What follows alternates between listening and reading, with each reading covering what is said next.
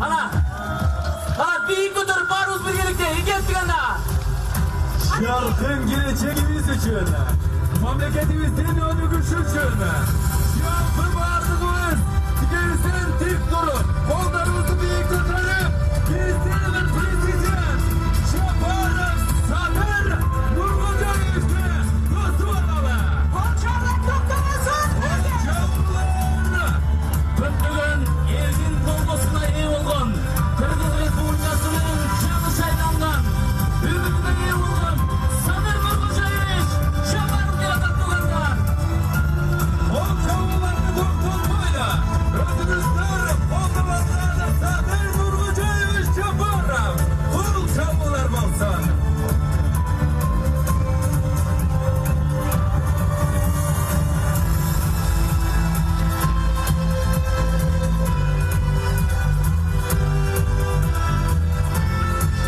Sadır Nurgül'ü işte kolluçlar var mıdır?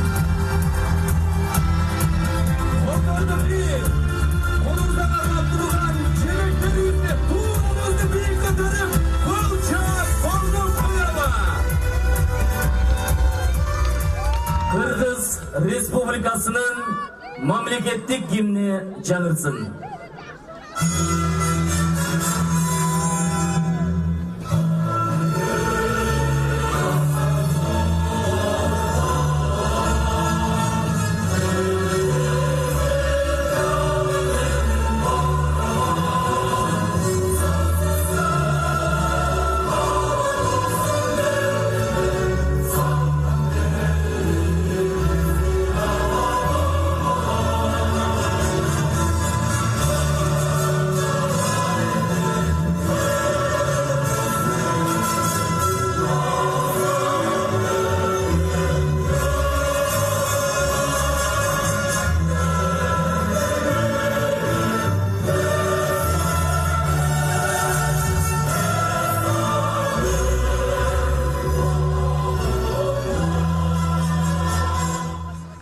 Söz Kırgız Respublikası'nın canı şaylangan prezidenti Sadır Nurgül'ü Şaparov'a verilir. Rahmat. Salamatçılarımı, hurmatlı mekendeşler, hurmatlı Kırgızstanlıklar. Sizler geçe 10. yanvar günü öz tanıdığımızları jasap, Kırgız Respublikası'nın prezidentliğine talapkerdi tandap, andan tışkarı mamleketimizin mından arkı tağdır jolu kanday boluşu gerek, kanday başkaru bizge ılayık degen suroğunun tegereginde oy jorup, referendumga da aktifti katışıp berdingizler. Hurmatlı şaylooçularım, өлкөбүздүн 30 жылдык эгемен тарыхындагы эч ким жоопкерчиликти албаган, жеке кызыкчылыгын көздөгөн, кландык башкарууга жол берген кайдыгерликке чекит коюла турган күн келди.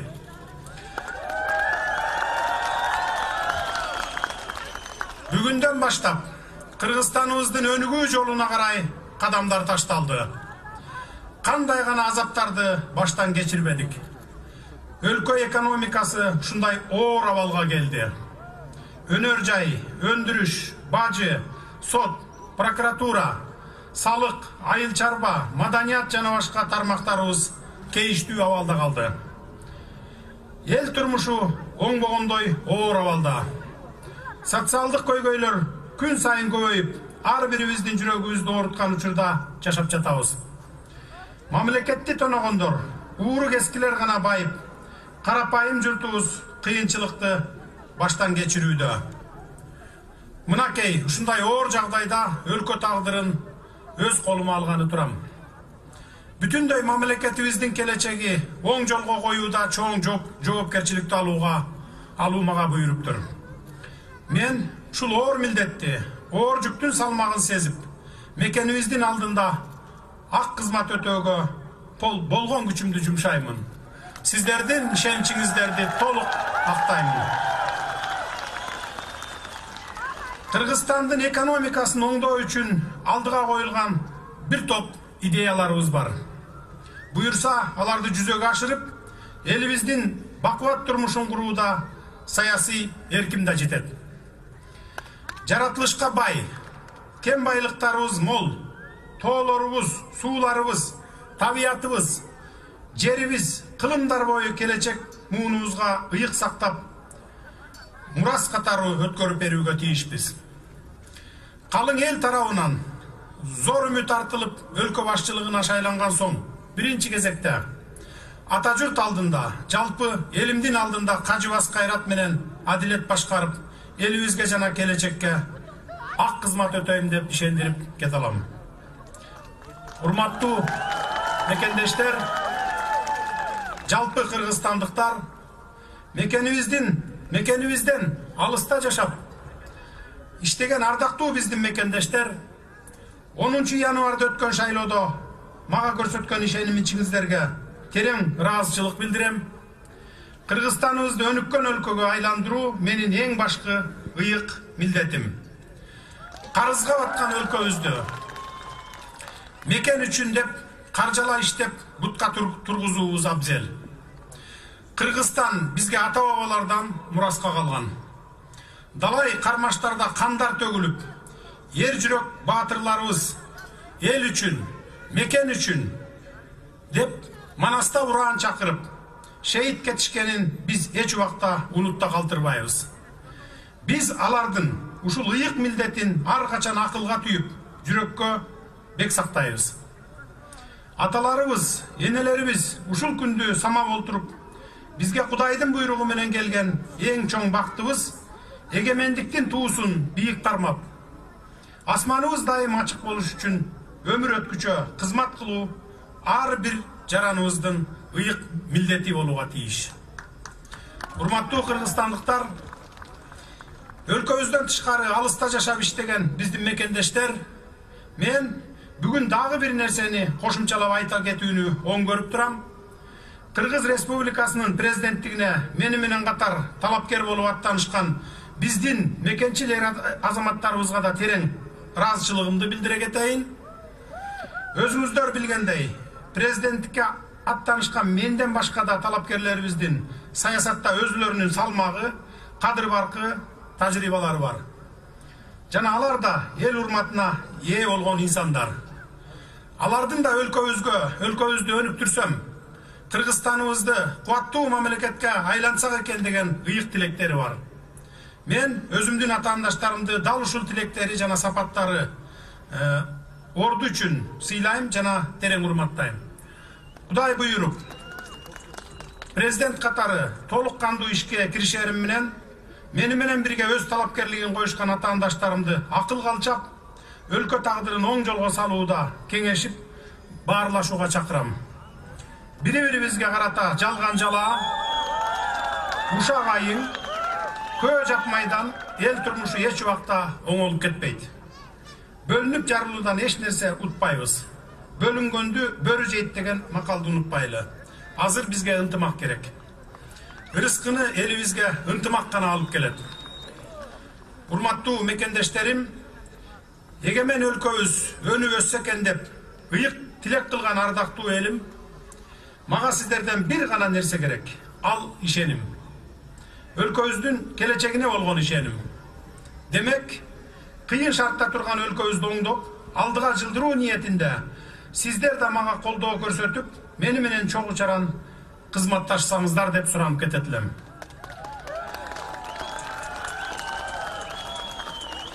Бирге күрөшкөн кумурска пилди да жыгат деген накыл сөздү эсиңизге салгым келет. Бирге бололу, биримдикте, ынтымакта иш алып баралы. Сиздердин колдооңуздар бул мага карата ишенимиңиздер. Өлкө келечегине болгон ишенимиңиздер. Эми мындан аркы кадамдарыбызды да сабырдуулукту кармап, кажыбаган мээнеткештик менен алдыга зор максатты коюп, мага кол кабыш кыласыздар деп терең ишенемин. Бардыгыбыз жарандык ыйык милдетибизди так өтөсөк, ак эмгектин акыбети кайтпай койбойт. Буюрса Кыргызстандын келечеги кең. Сөзүмдүн акырында айтарым, Кыргызстаныбыз гүлдөп, өнүгүп өскөн мамлекетке айлансын, жергебизде ар качан тынччылык болсун, аманчылык болсун, бар болуңуздар. Sizlerge tereң ыраазычылык билдирем. Урматтуу кыргызстандыктар, урматтуу тарапташтарым, бүгүнкү жеңиш бул жалгыз менин жеңишим эмес, ушул жерде турган ар бириңиздердин Кыргызстан боюнча добуш берген ар бир жарандын жеңиши болду. Анткени ал добушту сиздер мен үчүн берген жоксуздар, ар бириңиздер өзүңүздөр үчүн, балдарыңыздардын, неберелериңиздердин келечеги үчүн бердиңиздер. Эртеңки күнүбүз ушу жакшырып кетсе экен деп бердиңиздер. Мен ошол ишеничиңиздерди аткарууга себепчи гана адаммын. Кудай буйрса толугу менен 100% ошону аткарам деп мен сиздерге сөз берип кете аламын. Анткени 30 жылдан бери ушул күндү күткөнбүз. Ар жыл өткөн сайын, же болбосо ар бир президент шайланган сайын, жаңы президент же жаңы парламент келген сайын биз үмүт кылып келгенбиз. Мындан ары ушу жакшы болуп кетсе экен деп. Бирок тилекке каршы ошол үмүтүбүздү ташка алып келген. Сиздердин араңыздарда ошо мен да ошо үмүт кылгандардын арасында мен да бар болчумун. Бирок Кудай ушул күндү менин маңдайыма жазган экен. Сиздердин ишеничиңиздер менен мына мен бүгүн бийлик башына келип отурам. Мындан ары өлкөдө бир гана мыйзамдуулук, анан адилеттүүлүк менен гана иш алып барабыз. Башка оппоненттер айтып аткандай буга чейин диктатура деген болбойт, бир кишинин диктатурасы. Сөзсүз түрдө мыйзамдын жана адилеттүүлүктүн гана диктатурасы болот. Сиздерге добуш берип ишеним артканыңыздар үчүн мен терең ыраазычылык билдиремин. Анан добуш берип койдук, шайлап койдук, болду мындан арды ишти өзүң жалгыз кыла бер дебестен, ар бир кылган ишиме баа берип, туура эмес кетип атсам ошону сындап, туура жолго буруп, кеңешиңиздерди берип, маған жардам берип туруңуздар. Бирок туура эмес иш кылбайбыз, кандай гана иш алып барбайлы, мейли улуттук долбоордун деңгээлинде иш баштайбызбы, же болбосо кандайдыр бир иштерди баштайбызбы, ар бир ишибиз ачык болот. Кимдеги эгер каршы чыга турган болсо, биз аларды ушул жерде көчөдө эмес, өкмөт үйүндө ошол иш болуп аткан жерге чакырып, ачык, айкын ар бир ишти көргөзгөнгө, алар менен талкуулаганга даярбыз. Мындан кийин Кудай буйрса деп айталы, көчө оппозициясы болбой, оппоненттер жана башка ушундай жарандарыбыз ушу көчөгө чыгып кыйкырбастан биздин кабинетке келип, ошо отурумдарга катышып, ошол жерден оюн айтканга биз ачык шарт түзүп беребиз. Ачык шарттарды түзүп беребиз. Мындан ары демократиялык негизде иш алып барабыз. Мурдагыдай бир кабинетте бекинип алып, жалгыз кишинин кызыкчылыгы үчүн же болбосо бир топтун гана кызыкчылыгы үчүн иш алып барган андай адат болбойт мындан ары Кудай буйрса. Көңүл бурганыңыздар үчүн терең ыраазычылык билдиремин. Дагы бир жолу сиздерге ыраазычылык, күч-кубат, бакубаттуулук тилеймин. Өлкөбүз өнүгүп өссүн. Кол чабуулар болсун, ардактуу Садыр Нуркожоевич. Жаркын келечек өлкөбүздүн өнүгүшү үчүн азыр алдыбызга сиздин колдоочуларыңыз келип отурат. Булар 110% гана биздин Жумурай журттан, 7 тубандан келе албай калган канча колдоочуларыңыз бар. Ошолор дагы сизге ишеним артып, мамлекетибиздин туусу бийик көтөрүлүп, өлкөбүз өнүгүү жолуна чөт деген терең ишеничтебиз. Кандыбызы келиңиздер, биздин Кыргызстандын президентине ийгилик каалайбыз сизге. Кыргызстан сизге ишенет. Рахмат, урматтуу катышуучулар. Мен сиздерге ыраазычылык айтуу менен бирге ушул келе албай калган алыскы райондордогу ушул бүгүнкү биздин сөзүбүздү угуп турган жарандарыбызга добуш бергендерге терең ыраазычылык билдиремин. Анан дагы бир нерсени айтпай кетипмин, эстегенде айтып коеюн. Мына 40%га жакын шайлоочу катышты, аз катышты дегендер сөздөр болду. Эл аралык уюмдарда жазды. Бизде мына 2 миллионго жакын элибиз сыртта мигрант болуп жүрөт, билесиздер. Андан сырткары биз форма 2 деген коррупциялык схеманы жокко чыгарганбыз. Ар бир айылдан райондун центрине келип жашап аткандар бар, областтын центрине келип жашап аткандар бар. Анан ушул Sarıözөн, Чүйгө, Бишкекке келип жашап аткандар бар. Алар сөзсүз түрдө катыша албайт, анткени алардын пропискалары айылдарда болчу. Ошондуктан бул 40%га жакын катышкан элди биз эсептесек болот, 100% катышты деп эсептей берсек болот. Анткени ошонун ичинен 81% мага ишеним көрсөттүңүздөр. Сиздерге бардыгыңыздарга, бүтүндөй кыргызстандыктарга жана мигрант болуп жүргөн биздин мекендештерибиздин бардыгына терең ыраазычылыгымды билдирип кетемин. Рахмат сиздерге, бар болуңуздар. Садыр Нуркожоевич, эгер уруксат берсеңиз, бүгүн тарыхый күн, мына ушул сизди канчалаган эл колдоп келип отурат, ошондуктан келиңиз. Бүгүн заманбапча бир ушул колдоп келген элиңиз менен бир селфи кылдырып, видеого тартып койбойлубу? Эгер уруксат берсеңиз, келиңиз алдырака. Вице-президент Жапаров Садыр Нуркожоевич, кол чабуулар. Андай болсо өмүрбек, келиңиз. Бул жактан бизде Сабырбай экөөбүз тартып коёт. Келиңиз бул жерге.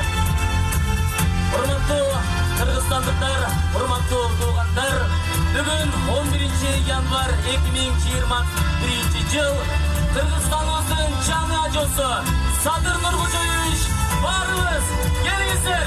Кыргыз элин барсыздарбы? Кыргыз элин жаңы президентибиз куттуу болсун. Мамлекетибиз өнүгүүбүздүн жолун ачып, ар дайым келечегибиз жаркын болсун, тең болсун дейли. Бардыгыңыздарды бүгүнкү байрамыңыздар менен.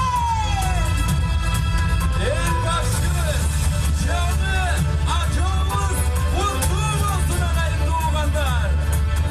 Кыргызстан үндөсүн. Ушул менен ардактуу туугандар, бүгүнкү чоң байрамыбыз өз соңуна келген. Жок туугандар.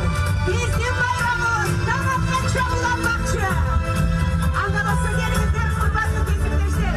Байрамдын маанайда астыңызга Кыргыздын чыгар кыздары, Кыргыз Республикасынын эң ес сіңірген артисткалары Айжүрек Иманалиева, Алина Жетигенова, Айгүл Нургалиева. Кана эмесе, түркүнөн кол чабуулардын астында косо алсаңыздар туугандар. Кол чабуулары кулбайт бакалекей. Байрамыңыздар менен дагы бир жолу жаңы жылыңыздар менен жана жаңы президентибиз менен Кадырман Азаттыктын көрөрмандары, сиздер үчүн өнөтүнөн мурдагы президенттик шайлоонун алдын ала жыйынтыгы боюнча алдыга чыккан саясат Садыр Жапаров Бишкектин Борбордук алатынын өзүнүн тарапташтары менен жолугуп билдирүү жасады. Биз анын тарапташтарынын айрымдарынын дагы пикирин укканга аракет кылабыз. Саламатсызбы эже? Президент болуп кызматка киришсе эмнени күтөсүз? Кечиктирилбей аткара турчу кандай иштер бар? Эң негизгиси элдин тилегин, үмүтүн актоо керек. Монча эл 100% уже өттү десек болот, Кудайым буйруса. Элдин гана ишеничин актоо, бул жерде только адилеттүүлүктү орнотуу, анан элдин ишеничин актоо. Келечек муунга ошонун эле жеткирүү. Жөнүңүз ким? Гулина Токтогулова.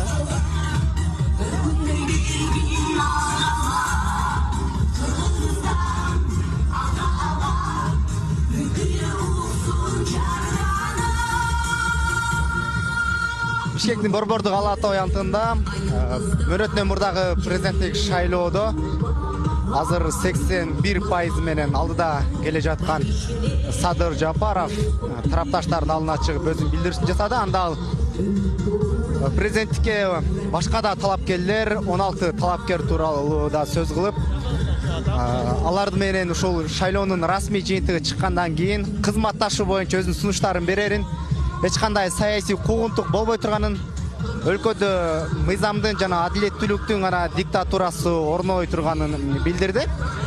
Биз азыр Садыр Жапаровду колдойм деп ошо аянтка келген айрым дагы ошо тарапташтардын дагы пикирлерин чогултканга аракет кылабыз.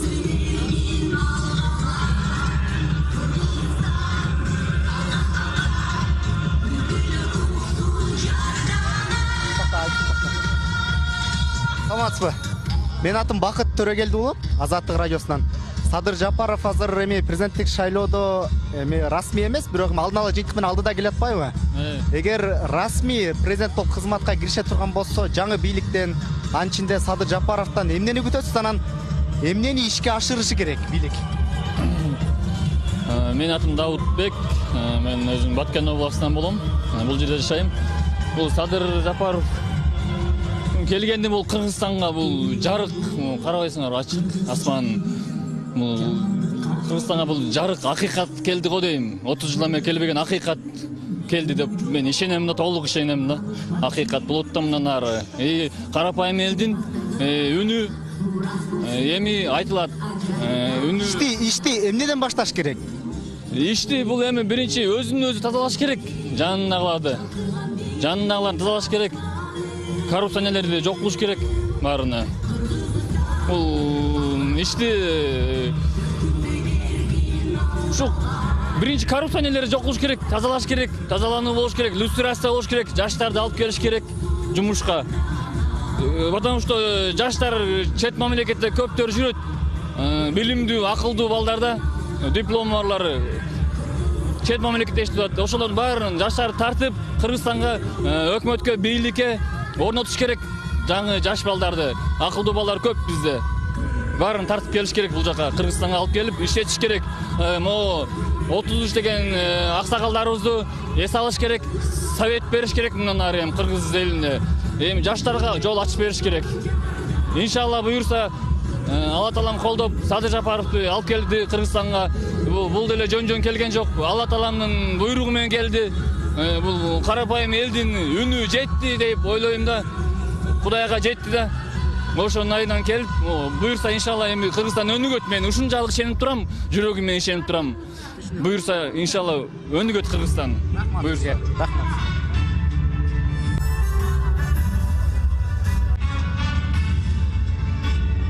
Баткенден деген Садыр Жапаровдун тарапташынын пикирин уктук. Ал Кыргызстанда эң биринчи бийлик коррупция менен күрөш керек жана люстрация кылыш керек деген пикирин айтты. Биз азыр Борбордук Ала Тоо аянтына Садыр Жапаровдун билдирүүсүн угуу үчүн келген анын тарапташтарынын дагы пикирлерин угууга аракет кылабыз. Саламатсыздарбы? Саламатсызбы? Мен атым Бакыт Төрөгелди уулу, Азаттык радиосунан. Азыр президенттик шайлоонун алдын ала жыйынтыгы менен Садыр Жапаров алдыда келе атпайбы? Анан эгер расмий түрдө кызматка киришкенде биринчи ишти эмнеден башташ керек деп ойлойсуз сиз? Мен кандай суроо жооп бере алам? Жактан сурасаң. Жооп бере аласызбы сиз? Сиз жаңы бийлик, анын ичинде президент болуп расмий жумушка киришкенден кийин Садыр Жапаров жумушту эмнеден башташ керек? Мен оюмча ошо өз по идее башынан эле коррупционерлерди жок кылып первый ударды ошол менен баштады. Анан мен оюмча во-первых неме кылыш керек да, биздин Кыргызстандын карызын төлөгөнгө аракет кылып экономиканы өнүктүрүш керек. Ошол да мен идеям, мен оюм. Ал Садыр Жапаровдун тарапташтары дагы эмнелерди күтүп жатат? Кандай күтүүлөрү бар да алардын? Маанысын билбейт экен мен.